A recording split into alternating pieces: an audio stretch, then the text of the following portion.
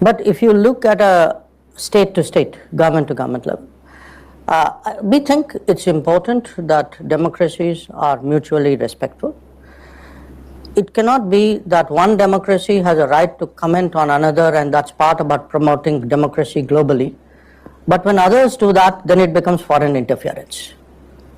Foreign interference is foreign interference. Indian foreign office ने पकड़ के अमेरिकन की जो है वो थोड़ी धुलाई कर दी है, और वो धुलाई इस तरह की है, उन्होंने कहा भाई पहले आप हमें ये बताएं कि अमेरिका के अंदर रिलीजियस फ्रीडम की क्या पोजीशन है। ठीक है, मिसाल के तौर पे अमेरिकन ने ये कहा कि रिलीजियस फ्रीडम की वायलेशन हो रही है इंडिया के अंदर। ठीक है जी, है कि जाकिर नायक सिर्फ भारत से भगोड़ा नहीं है, और भारत का सिर्फ वो टेररिस्ट नहीं है या आतंकी हरकतें, जिहादी हरकतें उसने सिर्फ भारत में नहीं किया है, बल्कि दुनिया के कई मुस्लिम मुल्क भी, जैसे कतर उसको चढ़ने नहीं देना चाहता है, यूएई उसको चढ़ने नहीं देना चाहता है, मलेशिया में वो रह रहा था। लेकिन जिस ज़माने में इनको मिलता रहा हूँ उस ज़माने में तो बड़े फिट थे, बड़े मतलब चाको चौबंद हर हवाले से, और धीमे मिजाज के हैं शख्स, आहिस्ता आहिस्ता बोलने वाले। लेकिन ये है कि भारत के लिए एक एसेट है, भारत के लिए, हमारे लिए तो ऑब्वियसली ख़तरा है, लेकिन भारत के लिए एसेट हैं। ठीक है, आप हमारी रिलीजियस माइनॉरिटीज़ की बात करते हो इंडिया के अंदर।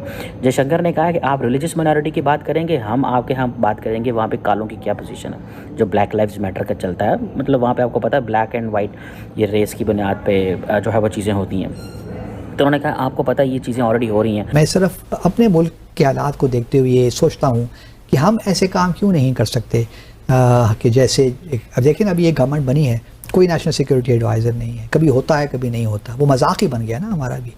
एक नेशनल सिक्योरिटी कमेटी तो आपकी है, लेकिन नेशनल सिक्योरिटी एडवाइज़र हमारे यहाँ कोई नहीं। जय हिंद। विदेश मंत्री एस जयशंकर ने अमेरिका का नाम लिया और कहा कि अगर कोई देश हमारे अंदर के मुद्दों पर टिप्पणी करेगा तो उसे भी हमारी बातें सुननी पड़ेंगी। जयशंकर ने अमेरिकी विदेश मंत्री एंटनी ब्लिंकन की ओर से भारत में धर्म की आज़ादी पर टिप्पणी करने पर जोरदार पलटवार किया था। दरअसल अमेरिका ने कहा था कि भारत में बढ़ रहे धर्म की आज़ादी के उल्लंघन को लेकर वह चिंतित है।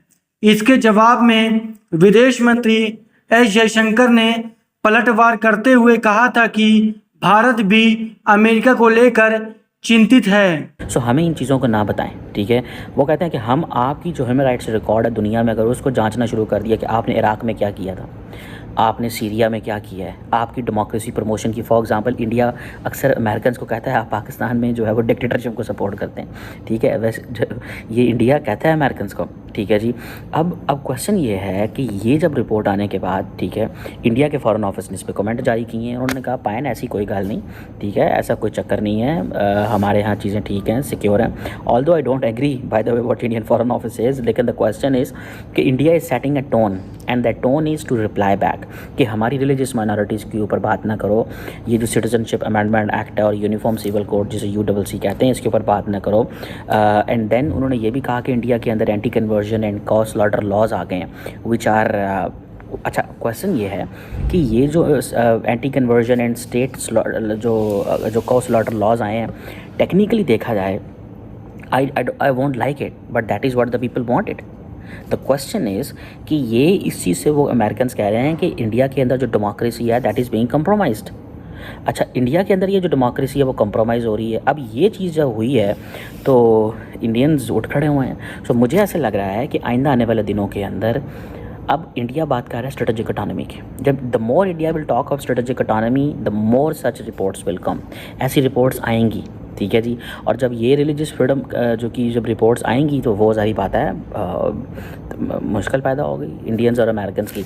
मुझे ये लग रहा है what Americans and Indians will do कि at top level they will keep cooperating, engaging, but at lower level they will keep confronting। ये ऐसे नहीं होगा कि जैसे माजी में है कि पायदान जो मर्ज़ी कहते रहो, जैसे मर्ज़ी कहते रहो। इंडियंस एक चीज़ चाहते हैं, इंडियंस एक चीज़ कहते हैं, इंडियन एक चीज़ को बोल रहे हैं कि हम अब रिस्पॉन्ड करेंगे, हम बोलेंगे, हम जवाब देंगे।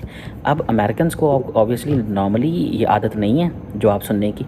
ठीक है। सो इसमें आप ये देखिएगा कि अगर अमेरिकन ने ये कहना शुरू कर दिया है कि हम ये करेंगे। आपको पता है थोड़ा अर्सा पहले मुझे याद है इंडिया ने, उन्होंने कहा जी हमने एक ग्रुप भेजना है जो इंडिया की रिलीजियस फ्रीडम का इंडेक्स को मेजर करेगा।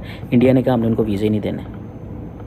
उन्होंने कहा हमने इनको वीज़े ही नहीं देने, हमारे लिए ये चीज़ ही वो डिफरेंट है।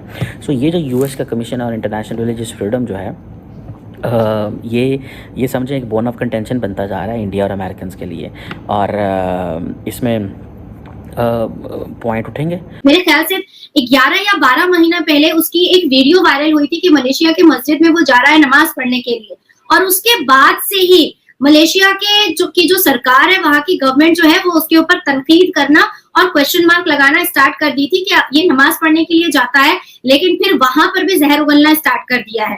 तो कोई भी देश जो है वो अपनी शांति को भंग करना बिल्कुल भी नहीं चाहेगा। कोई भी देश जो है वो इस्लामिक एक्सट्रीमिस्ट जो होते हैं या जिहादी माइंडेड जो होते हैं, उनको रख करके अपने सुकून को, अपने देश के रिफॉर्मेशन को, अपने देश के इम्प्रूवमेंट को खत्म नहीं करना चाहता है। अब देखिए, जाकिर नायक ने आज सुबह आपके पाकिस्तान के एक ABN न्यूज के पॉडकास्ट में कहा है कि बांग्लादेश में अब जा करके वो इस्लामिक देश बना है, और जो प्रोटेस्ट हुआ है उसने उसका समर्थन किया है जाकिर नायक ने।